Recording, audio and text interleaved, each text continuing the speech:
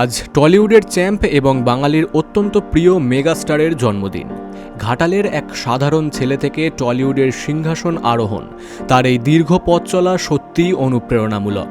Tollywood ইন্ডাস্ট্রিতে গত প্রায় 2 দশক ধরে যে নামটি সাফল্যের সমার্থক, তিনি হলেন দেব।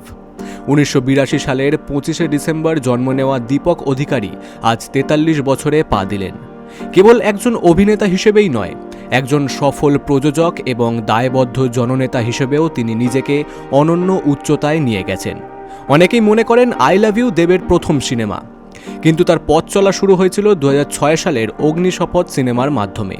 যদিও ছবিটি সেভাবে ব্যবসা করতে পারেনি, তবে দেবের উপস্থিতি নজর কেড়েছিল। 2007 সালে রবি কিনাগি পরিচালিত আই লাভ ইউ সিনেমাটি দেবের ভাগ্য বদলে দেয়। এরপর তাকে আর পিছু ফিরে তাকাতে হয়নি।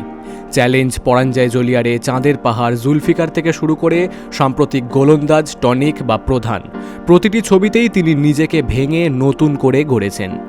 দেব এন্টারটেনমেন্ট ভেঞ্চার্সের মাধ্যমে তিনি বাংলা সিনেমাকে বাণিজ্যিক ঘরানার বাইরে নিয়ে এসে কবির, সাঁঝবাতি বা বাঘা যতীনের মতো সাহসী সব সিনেমা উপহার দিয়েছেন। আধারে যার জন্ম, রক্তে যার হাত, আমি নীলকণ্ঠের ভক্ত, আমি রঘু ডাকাত। শুধু এটাই নয়, তার একাধিক ডায়লগ অগণিত ভক্তের মধ্যে আলোড়ন ফেলে এসেছে। 2014 সালে দেব সক্রিয়ভাবে রাজনীতিতে যোগ দেয়। ঘাটাল লোকসভা কেন্দ্র থেকে তিনি পরপর 3 বার এমপি হিসেবে নির্বাচিতও হয়েছেন।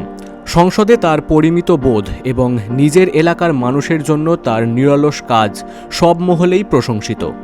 মুম্বাইয়ের ক্যাটারিং ব্যবসা থেকে টলিউডের মেগাস্টার হওয়ার পথটা সহজ ছিল না। অভিনয়ের দক্ষতা নিয়ে একসময় অনেক সমালোচনা হলেও কঠোর পরিশ্রম আর শেখার মানসিকতা দিয়ে দেব আজ সমালোচকদের মুখ বন্ধ করে দিয়েছে।